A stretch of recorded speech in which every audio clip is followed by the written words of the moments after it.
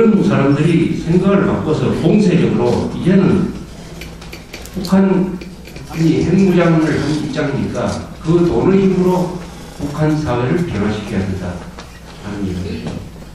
그런데 이 공식은 돈의 힘으로, 정보 힘으로 북한 내부를 변화시켜서 북한 체제를 무너뜨리고 통일해야 된다 하는 것은 이게 공식만 있고 이론만 있는 게 아니고 이것은 이미 동서냉전 시대 때 서방 세계가 공산 세계에 대해서 적용을 해가지고 성공한 겁니다. 성공한 이론이죠.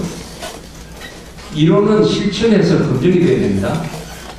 실천에서 검증된 이론이기 때문에 마지막 남아있는 냉전지대인 한국에서 그것을 실천할 수가 있는 것입니다. 우리가 바로 20년 전이에요. 20년 전에 동유럽에서 한가리를 시작으로 헝가리, 폴란드, 동독, 루마니아, 불가리아가 무너져 내리기 시작했습니다. 2년 뒤에는 소련까지 해체되고 말았습니다. 그 전쟁을 통해서 그렇게 됐습니까? 전쟁을 통해서 그렇게 된 건 아니죠. 왜 그렇게 됐습니까? 간단하죠. 내부 사람들이, 소련 사람들이, 동독 사람들이, 헝가리 사람들이, 체코 사람들이 들고 일어나서 무너져버린 거 아닙니까? 즉 공산 세계에 살고 있는 사람들이 생각이 바뀌어가지고 그 사람들 손으로 체제를 무너뜨려 버렸어요. 누가 아무도 시킨 거 아니에요. 내부의 변화에 의해서 공산 세계가 망한 겁니다. 그럼 서방 세계는 뭘 했냐? 그 사람들이 변하도록 외부에서 계속 영향력을 행사했습니다. 외부에서 계속 영향력을 행사했습니다. 소련 내부에서 변화가 일어나도록, 폴란드 내부에서 변화가 일어나도록 어떤 영향을 행사했습니까? 우리가 무력으로 위협을 했습니까? 아니, 미국이 소련 친다고 위협을 했습니까? 그런 거 없었어요. 오히려 계속 수세였습니다. 수세. 나토도 만들고, 한미동맹도 만들고, 미일동맹도 해가지고, 소련 쳐도로 오지 말라고, 이렇게 수비만 했어요. 군사적 압박은 가하지 않았습니다. 그래서 자유세계가 가지고 있는 군사력이라는 것은 방패입니다. 방패. 그게 절대 창이 될 수가 없어요. 민주주의 국가는 먼저 칠 수가 없습니다. 수비를 해야 돼요. 그럼 수비만 하면 되니까 창이 있어야지. 창이 뭐냐? 바로 돈이다. 돈, 정보다. 그래서 서방세계가 공산세계에 대해서 계속 뭘 했습니까? 방송국 만들어가지고 VOA 같은 미국의 소리 방송, 무슨 자유유럽 방송 이런 걸 만들어가지고 계속 방송을, 라디오를 때렸습니다. 지금 다행히 우리나라에서도 대북 라디오 방송이 많아요. 이게 전부 미국 정부가 도와주는 돈으로 운영되고 있습니다. 미국이 북한 입법을 통과시켜가지고 한국에 북한으로 다파 방송을 쏘는 라디오 방송국에 계속 돈을 들이고 있습니다. 그것도 한 중요한 방법입니다. 라디오를 듣고 마음이 변해서 탈출했다고 하는 사람이 꽤 있어요. 라디오가 하고 있습니다. 그 다음에 풍선 보내는 거. 전번 연초에 한 분 여기 내려와가지고 소개해 줬던 이민복 씨라는 분, 그 탈북한 과학자죠. 그 사람이 다행히 원래는 후원자가 많아가지고 어제 저한테 연락이 왔는데 올해 안으로 잘하면은 이 전단을 북한으로 한 1억 장을 보낼 수 있대요. 1억 장. 이 사람은 아주 양심적인 사람이라서 자기 도와준 사람한테는 이 풍선 하나에다가 한 6만 장이 이 비닐로 만든 전단을 꾸러미를 사가지고 달아가지고 날려 보내면서 그 후원자 이름을 써가지고 보내요. 큰 그 풍선에다가 누구누구 이렇게 써가지고 보내면서 꼭 동영상을 찍어가지고 후원자들한테 계속 이렇게 동영상을 보내줍니다. 또 이렇게 메일로 보내주고 하는데 11월 27일 어제 현재 총 1365개의 대형 풍선을 보냈답니다. 여기에 실린 전단이 8,190만 장. 8,190만 장. 이게 쭉 날아가다가 터집니다. 터져서 일하다가 쫙 흩어집니다. 그럼 그것을 주스면은 여기 비닐이라 놓으니까 물에 빠져도 지워지지가 않아요. 또 비닐을 이렇게 뜯으면 봉지로 사용하게 되겠습니다.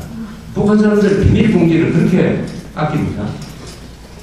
그래서 신고를 안 한다는 건데 잘하면 1억 장 돌파한다. 작년보다 후원하는 사람이 3배가 늘었답니다. 3배가. 이렇게 양심적으로 합니다. 이런 사람들을 근데 이런 사람은 지금 한 사람밖에 없어요.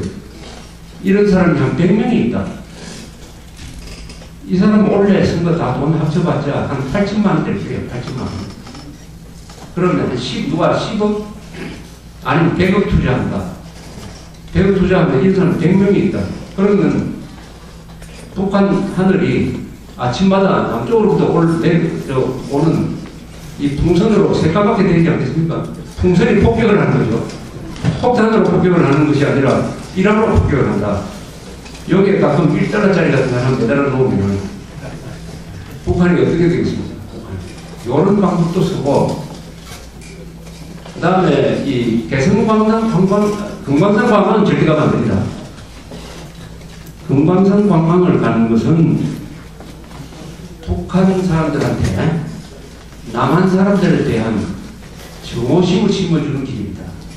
그 탈북자들한테 물어보면 북한 사람들은 무슨 해외여행을 못하는데 하나의 꿈을 가지고 사는 거예요. 언젠가는 내가 일을 열심히 해가지고 당으로부터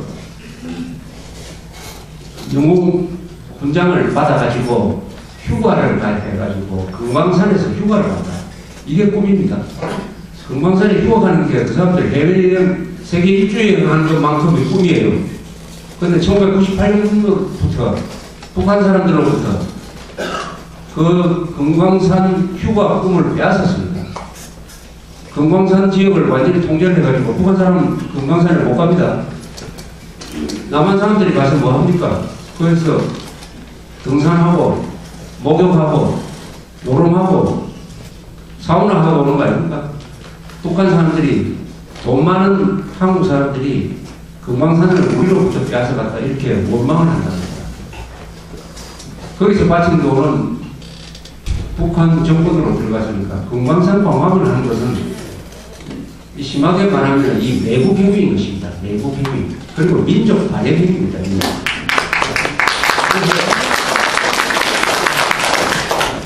금강산 관광할 돈 있으면은 북한에 일학 뿌리는데 보내주라고 합니다. 그래 되면은 북한이 금강산 관광을 통한 변화보다는 한 10배나 더 빨리 변할 것이다. 그러나 개성공단은 나름대로 의미가 있습니다. 그것은 거기에 4만 명의 북한 사람들이 종사하고 이 4만 명이 매일 약 700명의 한국 직원들하고 접촉을 하기 때문에 이 접촉을 통해서 그 사람들이 깨닫고 배우는 게 있을 것입니다. 다소 우리가 손해를 보더라도 개성공단은 계속 가져가되 단 목표가 있어야 되죠. 개성공단을 통해서 도대체 뭘 하겠느냐? 최종적인 목표는 개성공단을 통해서 북한 사람들한테 시장 경제가 어떤 것이다. 회사를 경영하는 것은 이런 식으로 하는 것이다. 약속을 하면 반드시 지켜야 된다. 하는 자본주의 교육을 북한 사람들한테 시켜주는 것입니다. 그걸 통해서 그 4만 명이 미래의 북한을 이끌고 갈 수 있는 기술 인력이 됩니다. 인력이 돼요. 그것만큼 변화하는 것입니다. 그 다음에